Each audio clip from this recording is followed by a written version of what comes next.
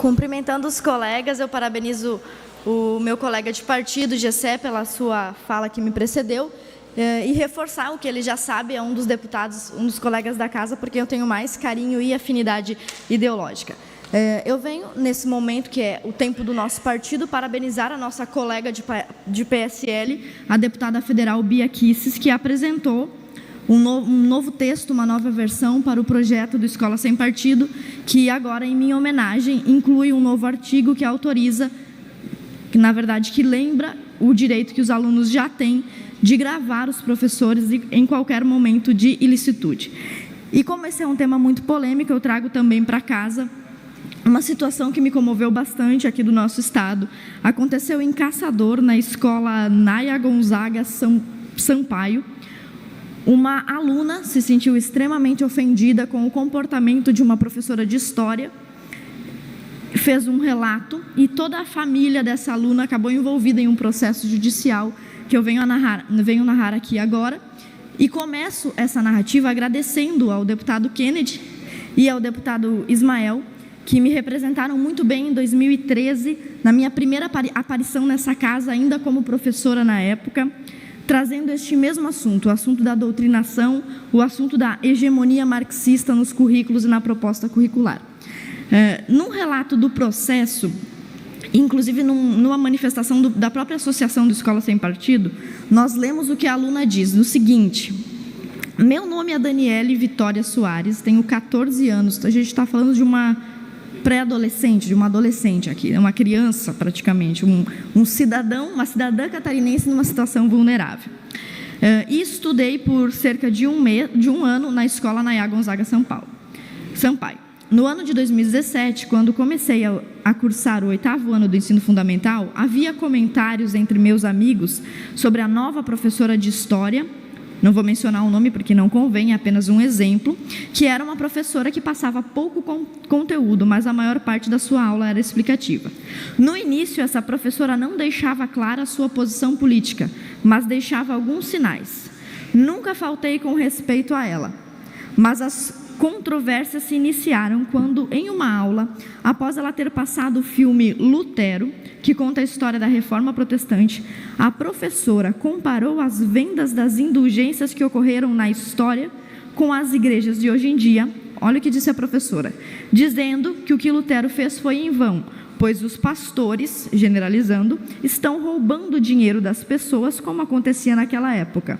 Essa professora também falou que alguém que queira ganhar muito dinheiro deve abrir uma igreja.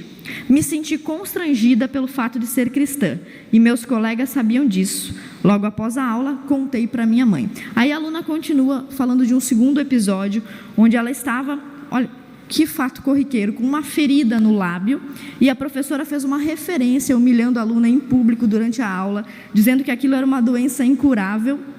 E a menina ficou tão constrangida que quase chorou. E vários outros episódios foram acontecendo com esta mesma professora de história, assim como eu, né? Para quem não sabe, sou professora de história há quase 10 anos. A aluna, completamente humilhada e intimidada, depois de recorrer à direção 2 vezes, chegou em casa e contou para sua mãe, contou para toda a família o que estava acontecendo. A mãe, numa reação compreensível de indignação, gravou um vídeo no celular relatando o fato e criticando o comportamento da professora. O que aconteceu?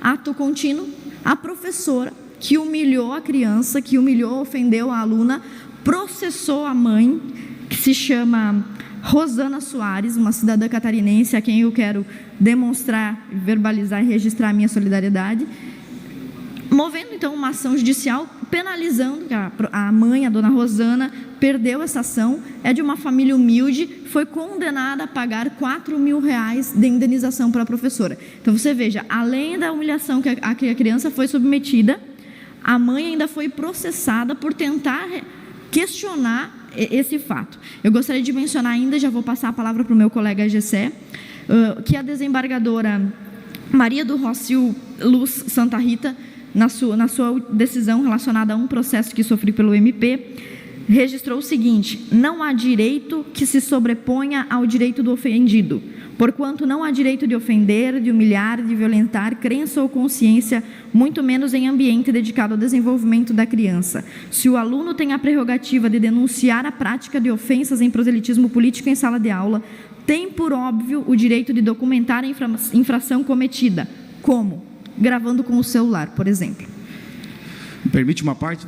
Claro. Deputada, sou adepto da sua luta na educação e por fatos como esses é que muitos professores repudiaram a senhorita quando você falou em filmar os professores em sala de aula. Eu acho que o professor que tem a sua conduta ilibada, ele não se preocupa se tem alguém filmando ou vigiando. Só aqueles que cometem atitudes como essa que você citou é que tem medo da câmera. Parabéns, conte comigo.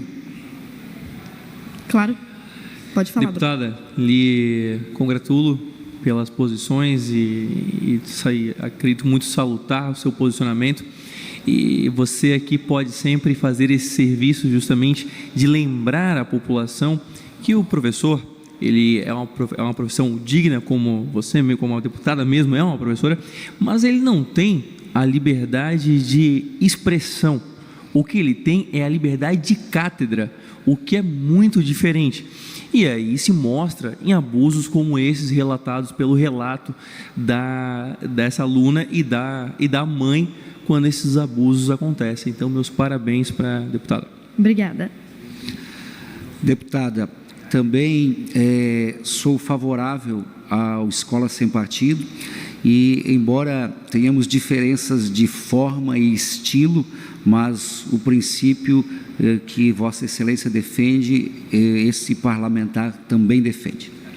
Obrigada. Eu vou passar a palavra para o Kennedy, até porque foi ele que trouxe esse assunto para casa pela primeira vez lá em 2013. É uma honra te ouvir, Kennedy. Deputada Ana, eu quero parabenizar Vossa Excelência pelas suas posições.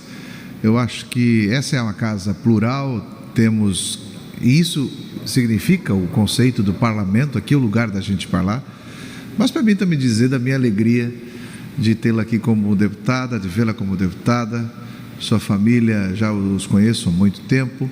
E se for alguns votos que eu perdi, do seu pai, da sua família, eu fico muito feliz porque eu perdi para você. E daí não dá para disputar esse voto. Mas eu gostaria de deixar bem claro nosso posicionamento, da minha alegria de vê-la aqui. A primeira vez eu me lembro que Vossa Excelência, quando apareceu aqui, foi nesse telão de uma fala de um assunto relacionado a isso, e eu quero ficar muito contente.